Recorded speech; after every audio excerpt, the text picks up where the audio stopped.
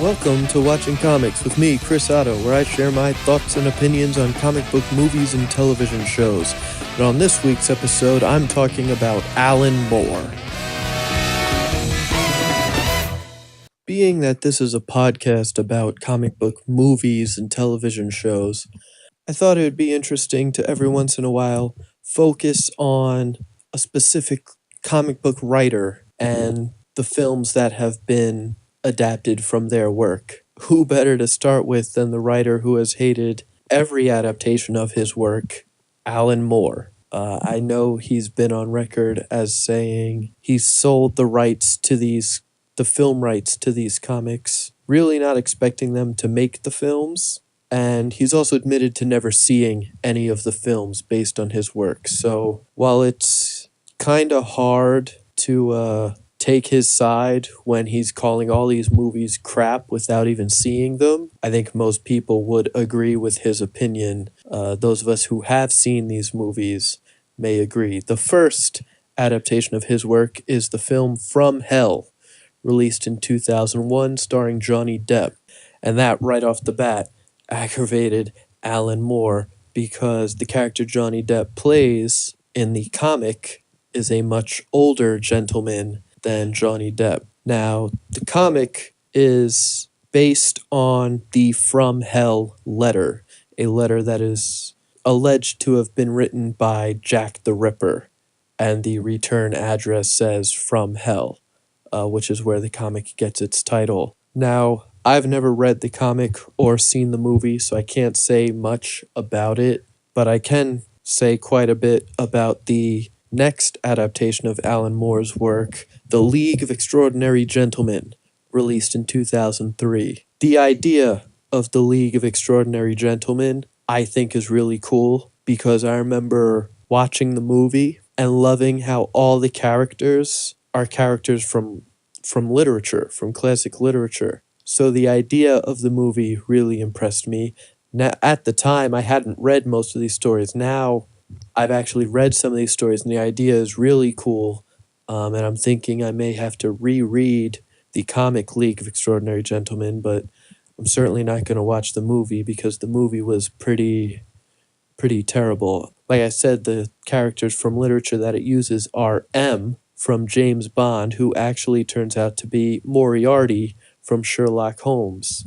The character of Alan Quatermain, who I've never heard of until I saw the movie and read the comic, but I know he's from literature. The Invisible Man, who in the film had to be renamed Rodney Skinner because the movie was made by Fox, but Universal in 1933 made a film, The Invisible Man, about the character from the book Griffin. So they couldn't use the name Griffin in this movie because that character was trademarked by Universal as one of the Universal monsters, I'd assume. You also had Captain Nemo from 20,000 Leagues Under the Sea. Dr. Jekyll, of course, Dr. Jekyll and Mr. Hyde. Mina Harker, who is the bride of Dracula. And Dorian Gray, who his story is that he's immortal, but there is a painting of him that continues to age. And I believe the story is if he ever looks at the painting, he will age and the painting will revert back to his younger self, and he would more than likely die because I believe he's been alive for centuries at this point. So those are the characters from the comic that are in the movie. But being that this was an American-made movie, they wanted to add a character from American literature. So they added Tom Sawyer and made him a agent of the United States Secret Service or something like that, which seemed kind of silly to me. But there was a lot about the movie that was rather silly. Like I said, it wasn't that good of a movie. It wasn't that well received of a movie.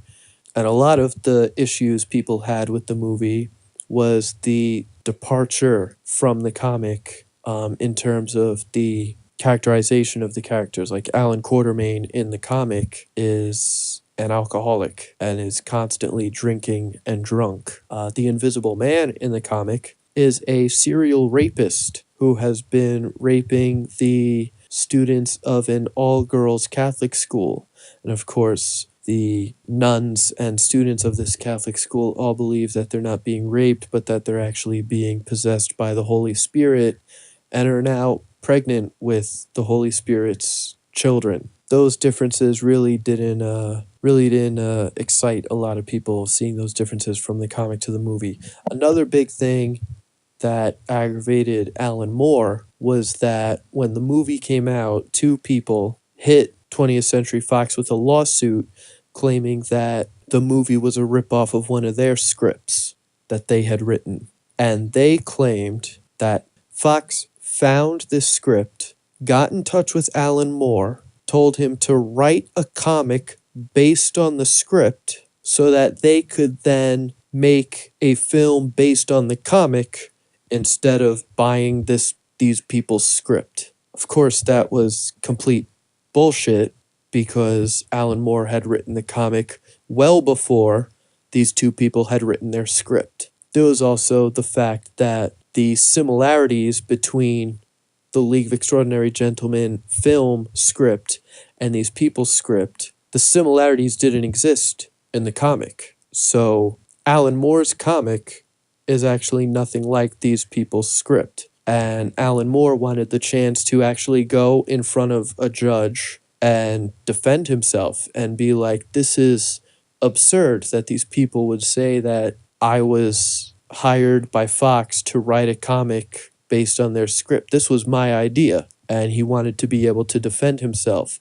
But Fox didn't give him the chance and settled out of court with these people, which Alan Moore felt like was an admission of guilt, which he didn't appreciate at all. After that, Alan Moore wanted absolutely nothing to do with Hollywood. Didn't want his name on any of the films based on characters or stories he'd written. He didn't want any credit, didn't want any of the money that would come with that.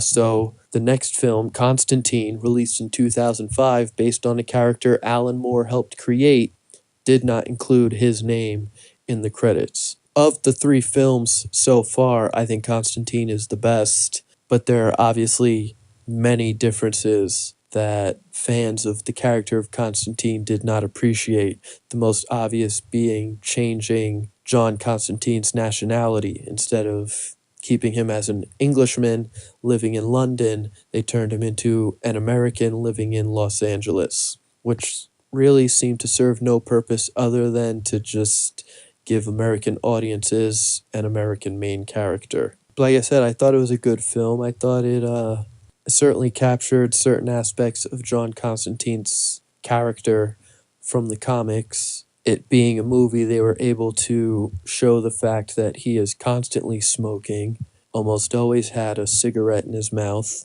I also liked the use of characters like Chaz Kramer and Papa Midnight, and certainly the best performance in the film, in my opinion, is Peter Stormare as the devil when he comes to collect John Constantine's soul. But yeah, like I said, I enjoyed the movie, but it's certainly not all that faithful to the comics.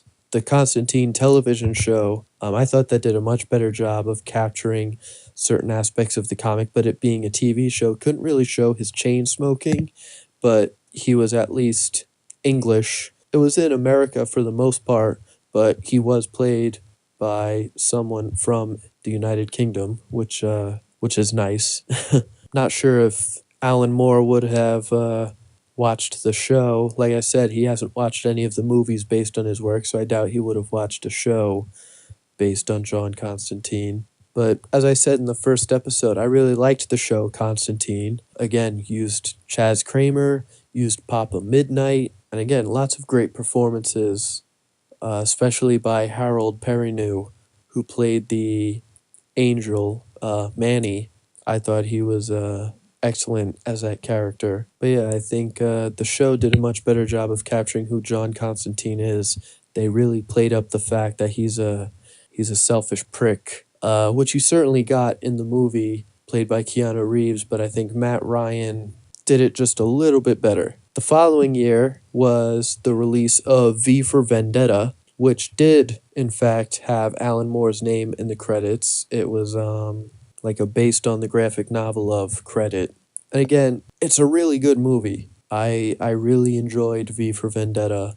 I thought it was a very exciting movie to watch. It made me really want to read the comic. Unfortunately, when I finally read the comic, I realized how different the comic is, how the movie is from the comic, which was obviously going to be something that aggravates Alan Moore because I think in a lot of ways I understand Alan Moore's argument. He is writing a comic, so he's writing it for the comic book medium. He does things in the book, in his comics, that only work in the medium of comics. So he's said that he very much wrote his comics, especially later on, to be unfilmable because he wanted to push the boundaries of comic books. So when they did try to make film adaptations of his comics, that meant things had to change. And I think, I'm not sure, sometimes it seems like he's mad that they had to change things. And it's like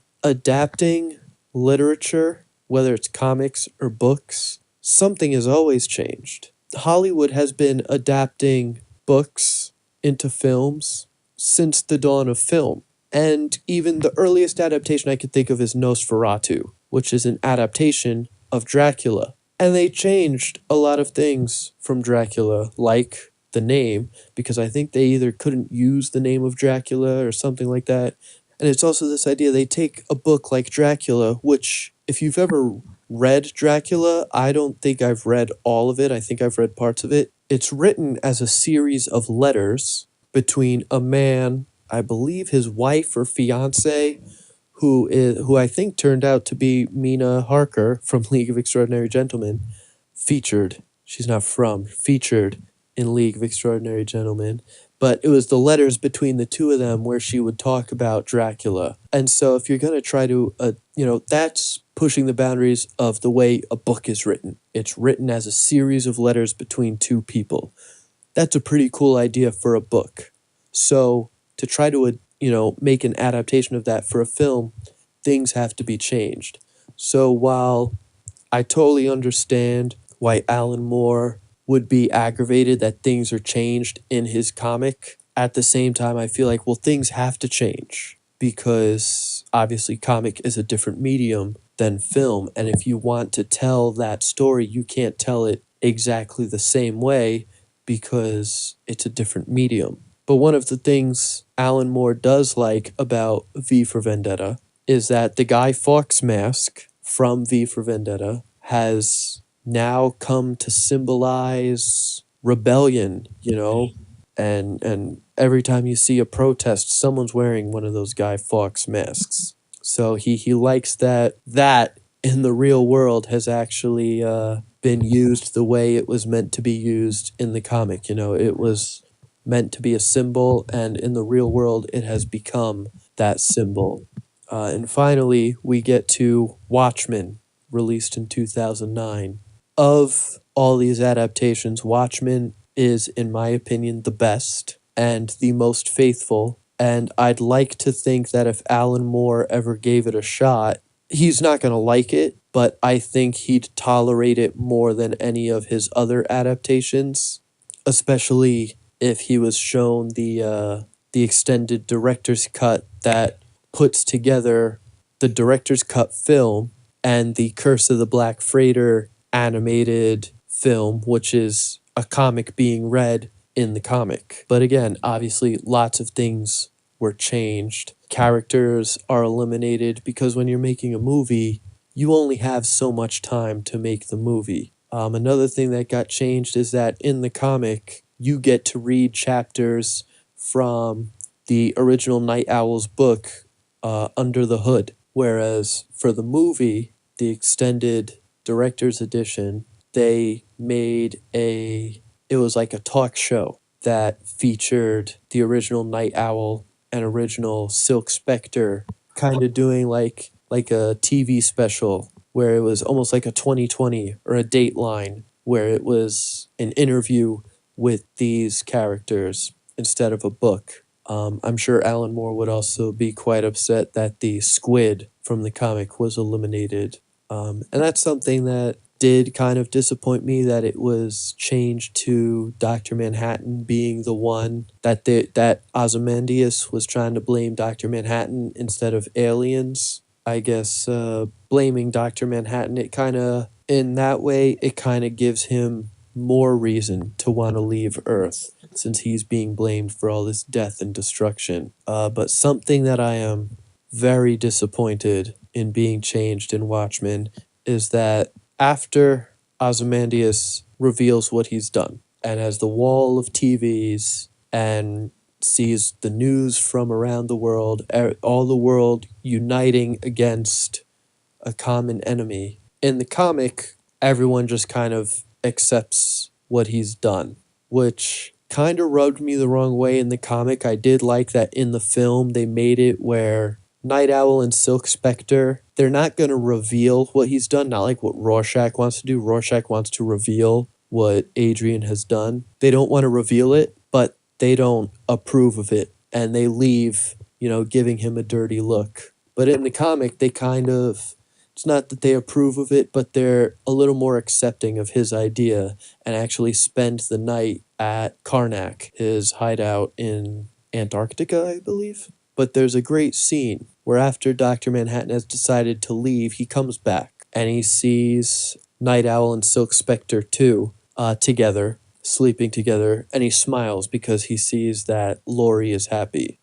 Silk Spectre is happy with Night Owl. And then he visits Adrian, and I believe Adrian says something like, "Oh, I was hoping we'd get to talk." And they have a brief discussion. Adrian asks Dr. Manhattan, in the end, I've done the right thing. It was all worth it in the end. I know that's the key line, in the end. Because then Dr. Manhattan says, in the end, Adrian, nothing ever ends. And then he just leaves. And Adrian kind of has this worried look like he thinks he saved the world. And he realizes that while Dr. Manhattan has actually said nothing ever ends, Adrian believes that this is the end of war and the beginning of just peace till the end of time.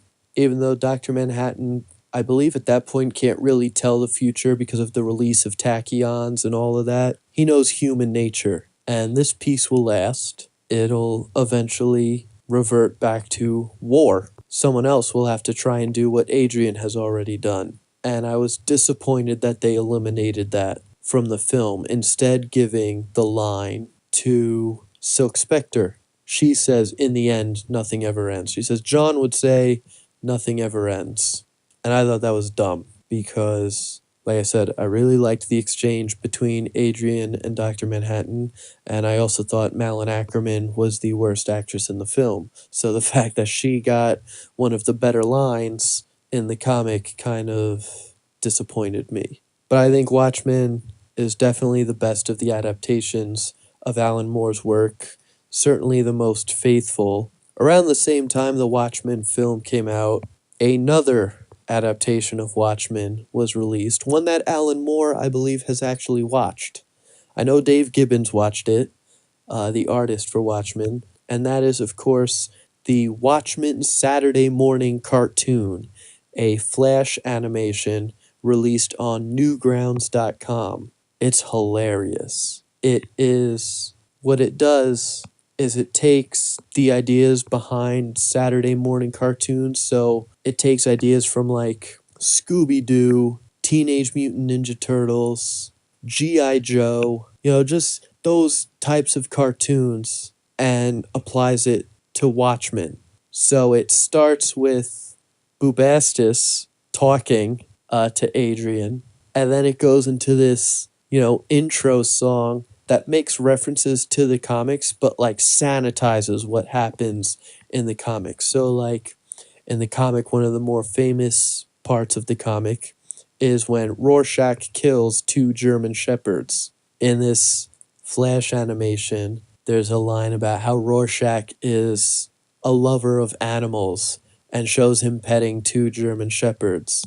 In the comic, the comedian is Silk Spectre's biological father. In this Saturday morning cartoon, the comedian has a crush on Silk Spectre and is trying to get a date with her. It also features a line about Dr. Manhattan, one of his powers is giving you cancer, because in the comic he's accused of giving everyone cancer. So I believe I've read that that's actually Alan Moore's favorite adaptation of his work, because it's one of those things, it's making fun of the work, but it's not so much making fun of it, it's taking, because you need to know the comic very well to understand the humor there. And I know Dave Gibbons has even said it's obvious it's made by someone who truly understands the work, because that's the only way you could make a parody that funny. You would have to understand it, because that's the only way you could make so many things exactly the opposite of how they are in the comic, by knowing the comic that well. And like I said, I think Alan Moore actually liked that one. Unlike